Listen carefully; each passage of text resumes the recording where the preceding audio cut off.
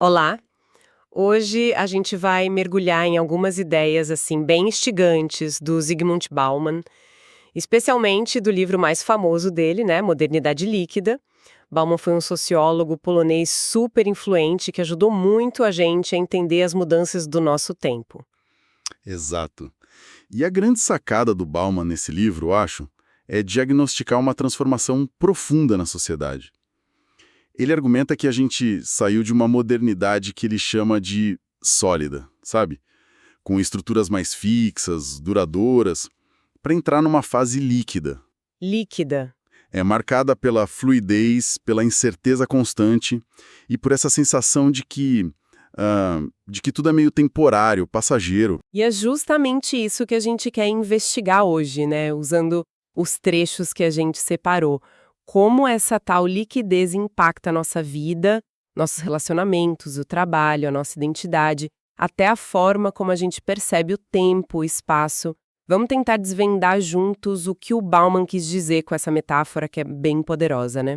Para começar, então, o que significa essa fluidez na prática? Ele usa muito essa imagem de líquidos e sólidos, certo? Ele até cita a Enciclopédia Britânica, eu vi aqui, para dizer que os fluidos, diferente dos sólidos, eles não seguram a forma, estão sempre se adaptando, escoando. Isso. E o ponto fascinante é como ele aplica isso à vida social.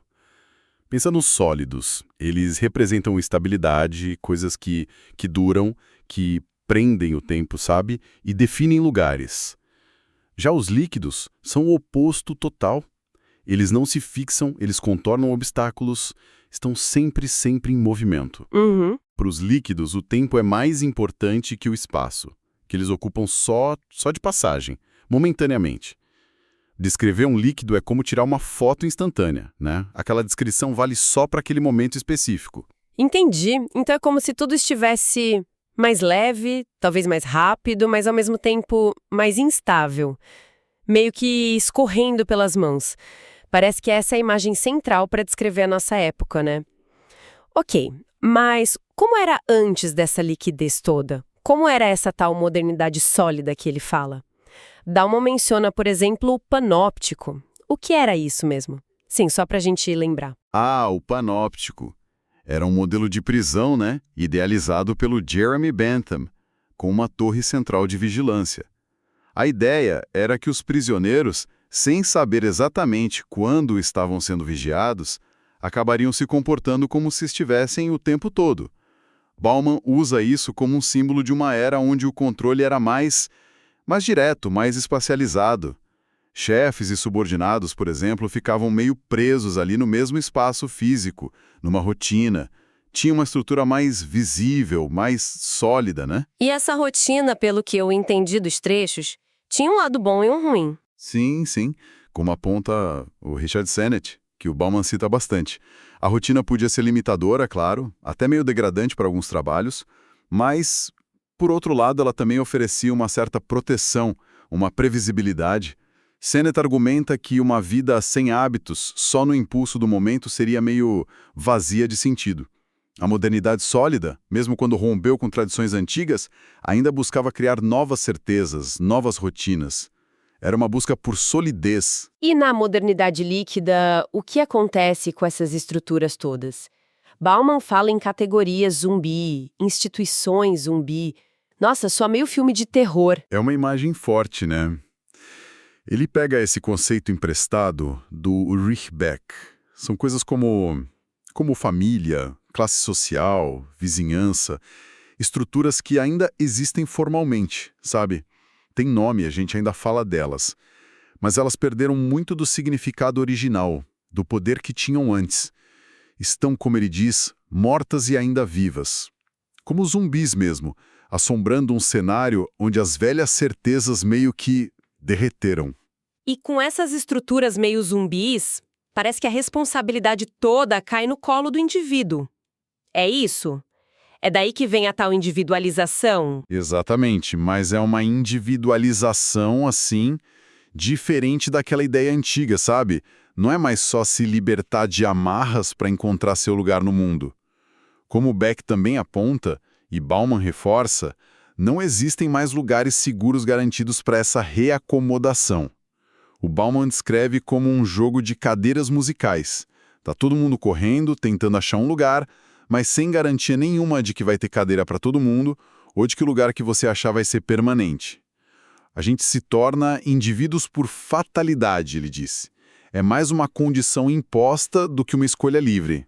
Nossa, indivíduos por fatalidade. É pesado isso. Mas, e a liberdade nisso tudo? Muita gente não diria que ter menos amarras, mais opções de escolha, é algo positivo. Sem dúvida. E Bauman reconhece essa visão.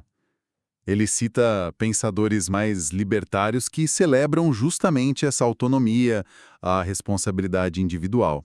É um lado da moeda. Só que ele faz questão de apontar o outro lado. A angústia que vem com essa escolha constante, o medo de errar, o risco permanente do fracasso que nunca some. Como disse o Léo Strauss, que ele também cita, uma liberdade que não tem limites pode acabar significando que nenhuma escolha tem um peso real, sabe? Vira tudo meio indiferente. Fica aquela pergunta no ar. Será que a liberdade só se torna plena quando já não importa tanto assim o que a gente escolhe? Fica a reflexão. E se cada um tá nessa corrida individual, tentando se segurar na sua cadeira musical, fica mais difícil se juntar para lutar por causas comuns, para mudar o jogo em si. Fica muito mais difícil. Bauman diz que as aflições individuais, mesmo que sejam parecidas para muita gente, tipo a insegurança no emprego, a dificuldade nos relacionamentos, elas são não aditivas. É difícil somar essas dores individuais, transformar numa pauta coletiva. Falta o que ele chama de interface, sabe? Uma ponte para conectar o sofrimento privado com a ação pública. Lembrei agora daquela piada ótima do Woody Allen que o Bauman cita nos trechos sobre os cursos imaginários, tipo inflação e depressão como vestir-se para cada ocasião. É genial como ele satiriza essa tendência de transformar grandes problemas sociais, éticos, em dicas de autoajuda individual, né? Exatamente.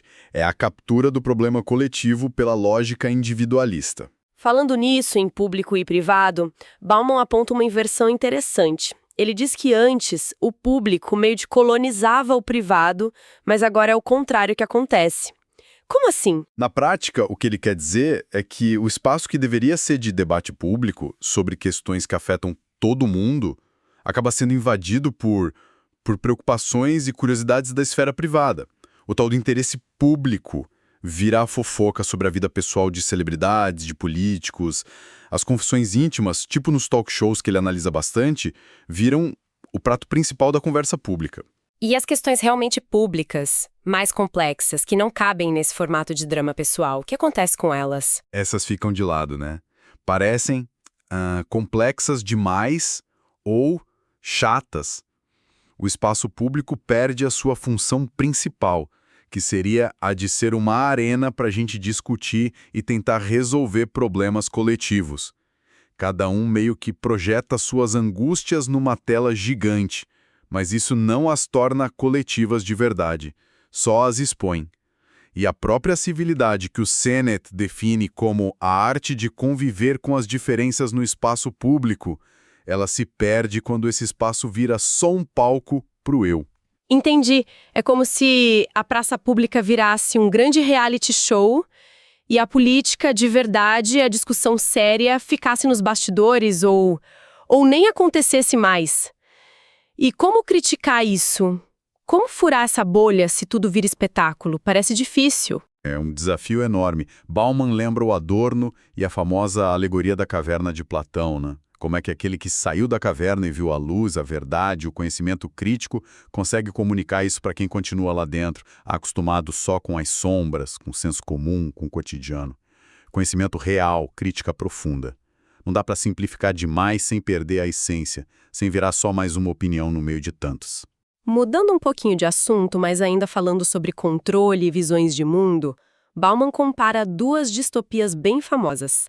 A do George Orwell, em 1984, e a do Aldous Huxley, em Admirável Mundo Novo. Ele comenta que o medo inspirado por Orwell, parece ter diminuído. Por que será? Olha, a interpretação que o Bauman dá É que o mundo de Orwell, aquele mundo de repressão explícita, sabe? Escassez, dor, vigilância constante pelo grande irmão, talvez não dialogue tanto com os medos que a gente sente hoje. Já o mundo de Huxley, em Admirável Mundo Novo, o controle vem de outro jeito. Vem pela sedução, pelo prazer incessante, pela engenharia genética, pelo condicionamento psicológico, num mundo de aparente abundância e felicidade superficial. Uhum. Mais sutil, talvez. Parece que ressoa mais com as tentações e as ansiedades que a gente vive hoje em dia, nessa sociedade de consumo, de busca por satisfação imediata. Mas, no fundo, as duas visões mostravam um controle total sobre as pessoas, não é? Sim, sim. Esse é o ponto crucial que Bauman ressalta. Nas duas distopias, a liberdade individual ou foi completamente esmagada ou se tornou indesejável, algo a ser evitado. Nos dois casos, uma elite manipula tudo e ninguém consegue nem imaginar uma alternativa àquele sistema. O que mudavam eram os métodos de controle. E talvez, como Bauman sugere, esses métodos diferentes refletissem fases diferentes da própria modernidade. A sólida, mais opressora e direta, tipo Orwell, e a líquida, mais sedutora e indireta, tipo Huxley. Essa ideia de fases diferentes aparece também quando ele analisa o capitalismo, né? Bauman usa uma distinção interessante que ele pega do Nigel Thrift, discurso de Joshua versus discurso do Gênesis. O que isso quer dizer exatamente? Thrift usa essas metáforas bíblicas de um jeito bem criativo. O discurso de Joshua, aquele que na Bíblia ordena o sol a parar, representa a mentalidade da modernidade sólida, do capitalismo que Bauman chama de pesado, o Fordismo. É a era da ordem, da regra, do planejamento de longo prazo. Pensa no Fordismo que o Lippietz escreve. Produção em massa, linha de montagem, controle rígido do tempo e do espaço, uma certa estabilidade no emprego, uma relação tensa, mas duradoura entre capital e trabalho. Era como um grande navio, sabe? Com rota definida e hierarquia clara. E o discurso do Gênesis, que começa com o caos antes da criação do mundo? Esse representa a modernidade líquida e o capitalismo que ele chama de leve. Aqui, a regra é meio que a desordem criativa, a flexibilidade, a incerteza, a mudança constante. O controle é mais sutil, muitas vezes à distância. As empresas focam em enxugar, terceirizar, se adaptar o mais rápido possível às mudanças do mercado. A imagem que Bauman usa é a de um avião super veloz, talvez até com a cabine do piloto meio vazia, sem um destino final muito claro. E a mentalidade muda radicalmente. Como assim? Em vez de focar nos meios mais eficientes para atingir um fim já estabelecido, como Weber previa, com a racionalidade instrumental, a obsessão passa a ser gerar novos fins, novas possibilidades, o tempo todo. Vira aquela lógica do tipo, tem um carro novo, para onde eu posso viajar agora? Ou, inventamos uma tecnologia nova, que problema ela pode resolver? A pergunta central muda de qual a melhor forma de fazer o que eu devo fazer para o que mais eu posso fazer. Faz todo sentido. E nesse capitalismo leve, flexível, o consumo vira a atividade principal, quase o motor de tudo, certo? Como acontece essa virada? Bauman descreve isso como uma transição fundamental, da sociedade de produtores para a sociedade de consumidores. A sociedade de produtores valorizava o trabalho duro, a poupança, a durabilidade das coisas, a satisfação de necessidades básicas. Era a mais regrada, digamos. Já a sociedade de consumidores coloca o desejo no centro de tudo. E o desejo, diferente da necessidade, que é mais finita, mais sólida, o desejo é mais fluido, ele se expande, está ligado à busca por experiências novas, por construir uma identidade. Mas o desejo ainda tem alguma ligação com o eu que busca algo? Talvez uma autenticidade, um sentido? Sim, sim, tem essa camada. E por isso Bauman vai até um pouco além. Ele sugere que, na fase mais líquida, até o desejo é meio que superado pelo querer. O querer seria a pura busca do prazer imediato, sem barreiras, sem precisar de justificativa. É o princípio do prazer solto, quase sem o freio do princípio da realidade. O consumismo, nessa visão mais radical, está sempre tentando derrubar qualquer obstáculo sólido que adia a satisfação, que imponha limites. E como a nossa identidade se encaixa nisso tudo? Se tudo é fluido, se o foco é o querer imediato, como a gente se define? Quem a gente é? Pois é, a identidade vira um projeto meio faça você mesmo. Mas um faça você mesmo montado com peças compradas no mercado. Como ele diz, citando Deleuze e Guattari, a gente tenta criar crostas sobre a lava. A gente busca algo sólido para se agarrar no meio do fluxo. Mas essas identidades são temporárias, precisam de ser constantemente atualizadas, refeitas. E a forma principal de fazer isso é ir às compras de estilos, de marcas, de experiências que prometem definir quem você é. A moda é um exemplo claríssimo disso. Tem paradoxo aí, né? Total. O paradoxo é que a gente busca ser único, diferente, autêntico, usando produtos de massa, feitos para todo mundo. Como naquele slogan irônico que ele cita: todas únicas, todas individuais, todas escolhem X. A independência, a liberdade individual, viria justamente de se entregar de corpo e alma ao mercado consumidor. Lembrei de outros autores que ele menciona nesse ponto, como o Lash, falando que a gente vive como se estivesse sempre sendo filmado, atuando para uma câmera imaginária. E o Sloan, da General Motors, que sacou lá atrás a importância de mudar os modelos de carro todo ano, não por necessidade técnica, mas para manter o desejo do consumidor sempre aceso. Exatamente. São peças desse quebra-cabeça.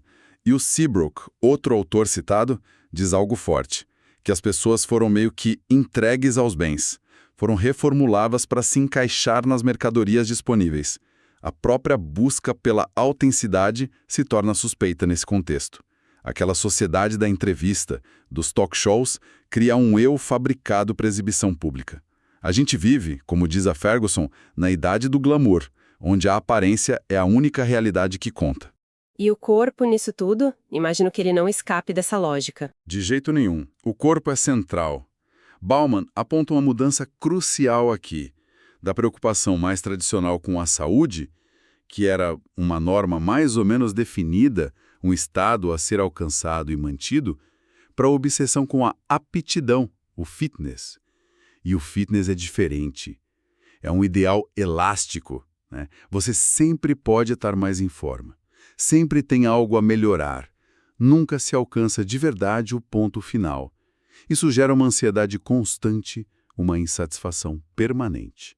E essa ansiedade, imagino, não leva à austeridade, a comer menos e se exercitar mais por disciplina, leva a mais consumo. Precisamente.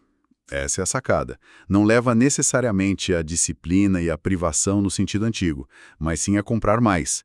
Mais suplementos, mais roupas de ginástica da moda, mais equipamentos, mais dietas milagrosas, mais aplicativos. Ir às compras, diz Bauman de forma provocativa, vira quase um ritual de exorcismo. É uma forma de tentar lidar com a insegurança e a incerteza que marcam todos os aspectos da vida líquida. Falando em incerteza e fluxo, como a nossa relação com o tempo e o espaço muda nesse mundo líquido?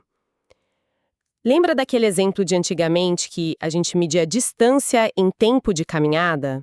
Né? Fica 1 hora a pé daqui. Sim, essa relação mudou radicalmente.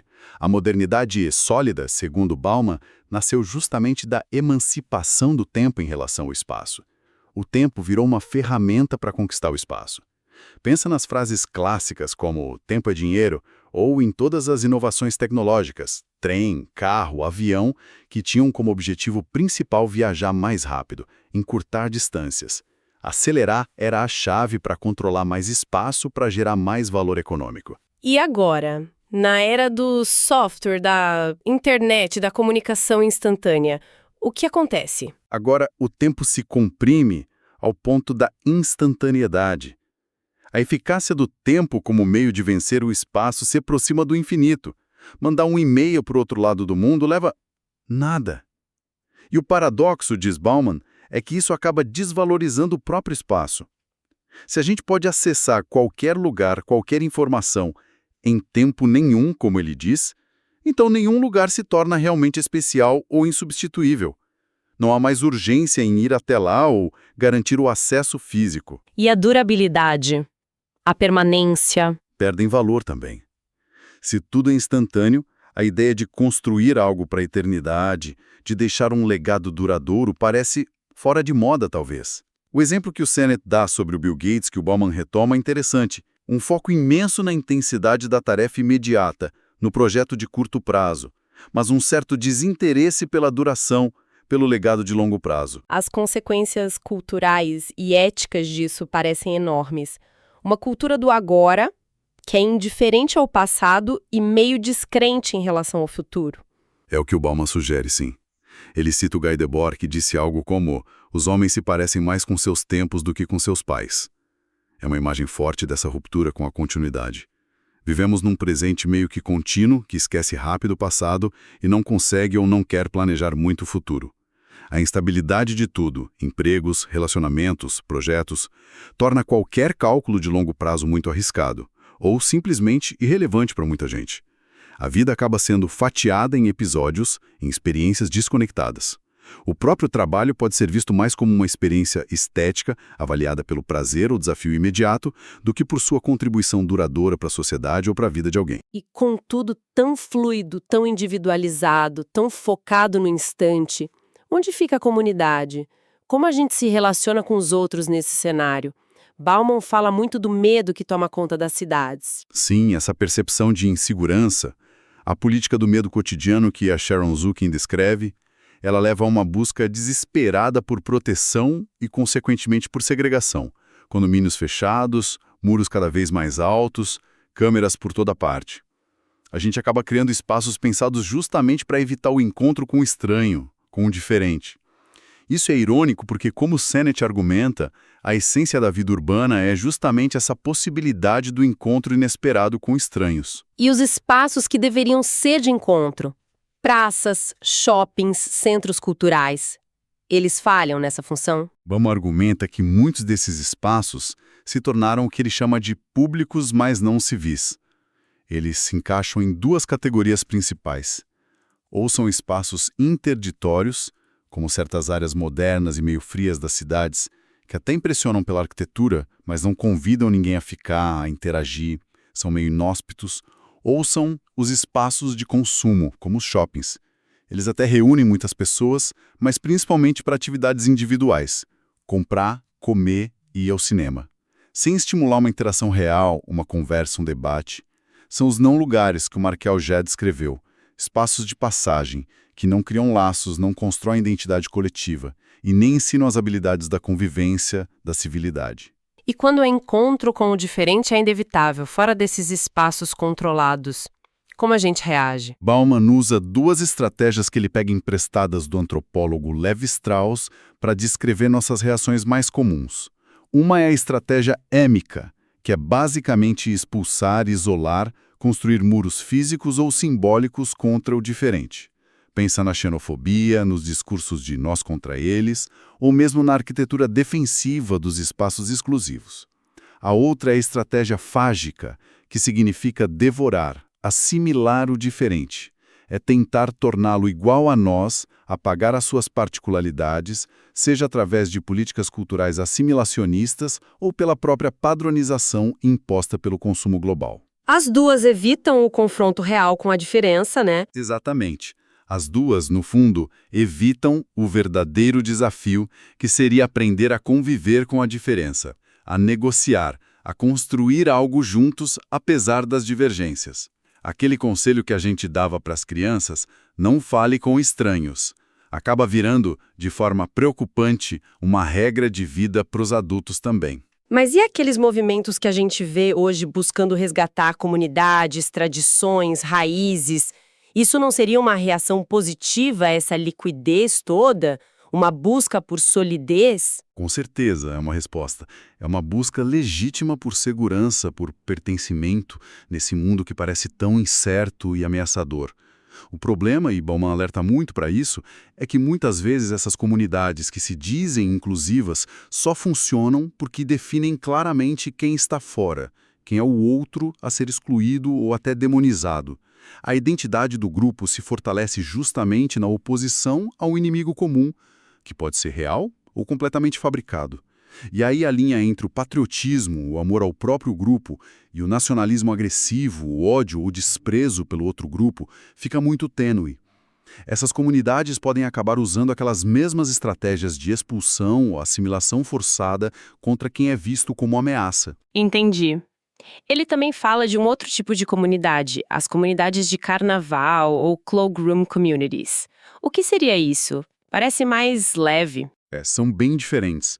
São aqueles ajuntamentos temporários, muitas vezes intensos enquanto duram, mas completamente passageiros. Pensa num grande show de rock, num evento esportivo importante, numa manifestação relâmpago que viraliza. As pessoas se reúnem em torno de um foco comum, compartilham uma emoção forte naquele momento e logo depois cada um volta para sua vida individual sem que se criem laços duradouros. É uma forma de sociabilidade meio explosiva, mas superficial. Bauman até sugere que esse tipo de evento pode, paradoxalmente, atrapalhar a formação de comunidades mais genuínas e profundas, porque gasta energia social das pessoas em momentos efêmeros que não constroem nada permanente. Parece que a palavra que costura tudo isso e que aparece o tempo todo é precariedade, não é? Sem dúvida. A precariedade, como Bourdieu chamava, essa combinação de falta de garantia, de incerteza sobre o futuro e de insegurança constante, parece ser a condição dominante na modernidade líquida. Ela está escancarada no mundo do trabalho, né? Com desemprego estrutural, os empregos flexíveis, temporários, sem segurança de longo prazo. Mas ela se espalha para todas as áreas da vida. Ninguém se sente totalmente seguro, totalmente insubstituível, em lugar nenhum. E como essa sensação generalizada de precariedade afeta nossos relacionamentos mais íntimos? Nossas amizades, nossos amores. Bauman argumenta que ela nos treina, quase sem a gente perceber, a ver o mundo e as outras pessoas como odd, como objetos descartáveis. Assim como a gente troca de celular quando ele fica obsoleto ou aparece um modelo novo, somos tentados a fazer o mesmo com relacionamentos. Laços e parcerias começam a ser vistos como produtos a serem consumidos, sabe? Sujeitos a um período de teste com devolução fácil se não entregarem a satisfação esperada imediatamente. O foco muda de vamos fazer esse relacionamento dar certo, investir nele para estou obtendo a satisfação que eu quero agora. A cooperação, que era essencial na era da produção, se torna meio supérflua na era do consumo, que é, no fundo, uma atividade bem mais solitária. Em situações onde essa instabilidade toda, essa incerteza sobre quem somos e a quem pertencemos se torna extrema, Bauman discute um ponto ainda mais sombrio, né? Que é o papel da violência nesse contexto. Violência? Como assim? Como uma ferramenta desesperada para criar fronteiras, para definir um nós e um eles, justamente onde essas fronteiras estão fluidas demais, incertas demais. Ele menciona a teoria do René Girard, sobre como a violência coletiva contra um bode expiatório pode, tragicamente, fundar ou fortalecer uma comunidade. Podem surgir o que Bauman chama de comunidades explosivas, meio neotribais, que precisam de inimigos e de atos violentos para nascer e para se manter unidas. A cumplicidade no crime, a memória compartilhada desse ato, seja ele real ou fabricado, e o medo da retaliação ou da descoberta podem cimentar a união de um grupo de uma forma muito perversa. Mas você tinha dito antes que o território, o espaço físico, estava perdendo importância na modernidade líquida. Como isso se encaixa com essa violência que muitas vezes é territorial? Aí está um dos paradoxos mais perigosos que Bauman aponta. Quando essa dinâmica social explosiva, líquida, instável, se junta com uma reivindicação territorial que é algo inerentemente sólido, fixo, o resultado pode ser monstruoso. É o caso de conflitos como a limpeza étnica, por exemplo. A violência serve para purificar um território, para expulsar o outro, e a presença de testemunhas ou a eliminação delas se torna crucial para manter a coesão do grupo agressor, seja pelo medo da punição ou pelo segredo compartilhado do crime. É como se a velha obsessão moderna com o controle do território se misturasse com a dinâmica fluida e instável das identidades líquidas, gerando formas de violência particularmente brutais e difíceis de conter. Uau, é muita informação densa, realmente. Então, tentando amarrar tudo isso que a gente conversou, o que fica dessa exploração das ideias do Bauman sobre a modernidade líquida? Fica essa imagem de um mundo em constante fluxo, em constante mudança, onde aquelas estruturas que antes davam alguma segurança, alguma previsibilidade, meio que derreteram, deixando uma sensação de incerteza que parece inescapável, né? Exatamente. Essa liquidez, como a gente viu nos trechos e na nossa conversa, ela mexe com tudo. O trabalho se torna precário, os relacionamentos passam a ser vistos quase como bens de consumo descartáveis, as identidades são fluídas, montadas e desmontadas no mercado, as comunidades ou se fecham em guetos defensivos com medo do estranho, ou se reúnem em eventos passageiros que não criam laços, e a nossa percepção do tempo se concentra cada vez mais no instante, desvalorizando o passado e desacreditando no futuro. É um cenário que, por um lado, tem seu lado de liberdade, de possibilidade constante de recomeço, que pode até ser atraente para alguns, mas, por outro lado, para muitos, parece ser fonte de muita angústia, né? Com essa individualização meio forçada, essa insegurança que não vai embora e essa dificuldade enorme de construir algo sólido, coletivo, duradouro. E o Bauman, dialogando com muitos outros pensadores importantes, nos convida justamente a não aceitar essa condição como inevitável, como se não houvesse alternativa. Ele nos chama a questionar, a tentar entender as raízes mais profundas dessa situação, a separar, como ele diz, citando Max Scheler, o que é apenas uma fatalidade momentânea, uma condição histórica, daquilo que pode ser um destino que a gente está construindo sem nem perceber. É preciso, ele insiste, entender as causas estruturais por trás das nossas ansiedades e dificuldades individuais, para não cair naquela armadilha de buscar só soluções individuais para problemas que são coletivos. E talvez a grande pergunta que fica pairando no ar depois dessa nossa conversa seja justamente essa. Nesse mar de fluidez constante, onde é que a gente encontra algum chão firme? Ou, talvez melhor ainda, como é que a gente pode construir algum chão firme? É possível navegar essa incerteza toda sem cair no medo que paralisa, ou na superficialidade das relações descartáveis, ou mesmo na tentação perigosa de se fechar em grupos que só funcionam excluindo quem é diferente. Fica aí a provocação, né? Uma questão para a gente continuar pensando muito depois que esse nosso papo acabar.